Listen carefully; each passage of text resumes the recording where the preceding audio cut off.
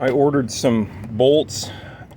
These are 6mm by 16mm length with 1.0 pitch, so M6s. These heads are 8mm, so different than the original. And I'm going to add washers. These have a locking mechanism built into the flange of each of these bolts, so I'm not going to be adding blue lock thread to the threads, Loctite, blue Loctite. And I'll have to keep an eye on this at first to make sure that they don't come loose, but they should be fine. So I'm also adding a washer to increase the surface area.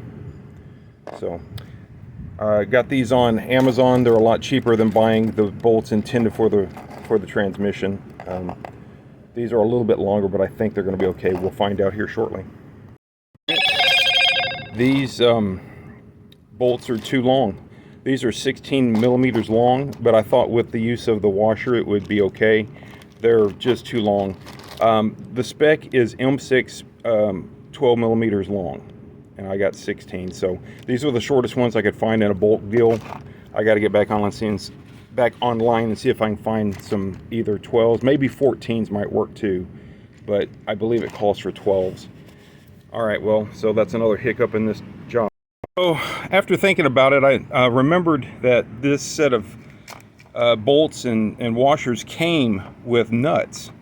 So that looks like it's about 4 to 5mm tall. So I'm going to just combine a nut with each bolt like that, and that will probably work just fine. So I'm still going to use these guys. I like the fact that these are stainless steel. They're not going to rust out like the previous ones. I also like the fact that nut that I'm adding has the locking patterns on it. As you can see, the locking flange. It's a flange nut, and it gives it more surface area, so I don't have to add the washers if I do it this way. So I'm going to be installing 17 of these guys and torquing them down to 5.5 foot-pounds, and that should work just fine. So here's a comparison of the original bolts that came in and what I'm putting in my contraption here. There's probably a 1mm, maybe 2mm difference. I think it's going to be fine though.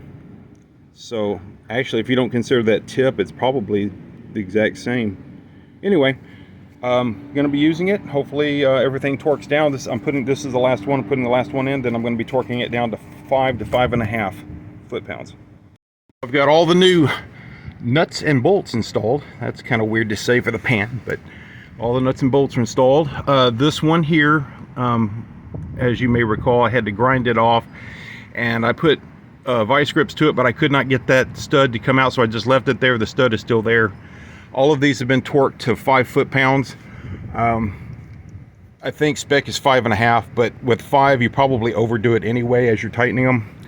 So I'm ready to put fluid in to this. So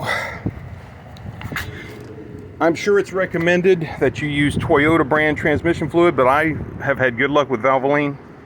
I like to use this full synthetic Max Life multi-vehicle stuff. It's supposed to work in everything. I believe it even says Toyota on the back. Don't know.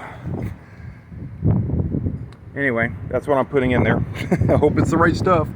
Anyway, I'm also going to put a bottle of this in because I noticed that one of the seals on the transmission was leaking, so hopefully this will solve that. I'll put the whole bottle of this in, then I'll put 3 quarts of this in, or 3.5 quarts of this, and check the level, and then probably put the rest of this in. This is a gallon, so this is 4 quarts. So let me get that done. Okay, I put 3.5 quarts of transmission fluid plus the 11 ounces of the stop leak in there.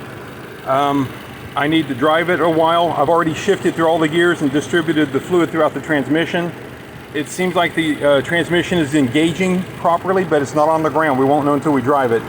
I'll get this on the ground and drive it later today. The exhaust manifold leak seems like it's solved. I'm not hearing any exhaust passing by anywhere in there. So that's good. Let me check the exhaust pipe.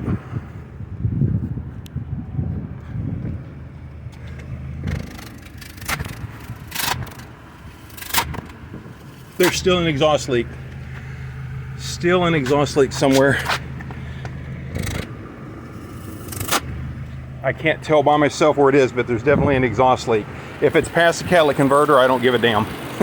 I can live with that. But I'm gonna have to get some help to isolate that. All right, well, that's it for now.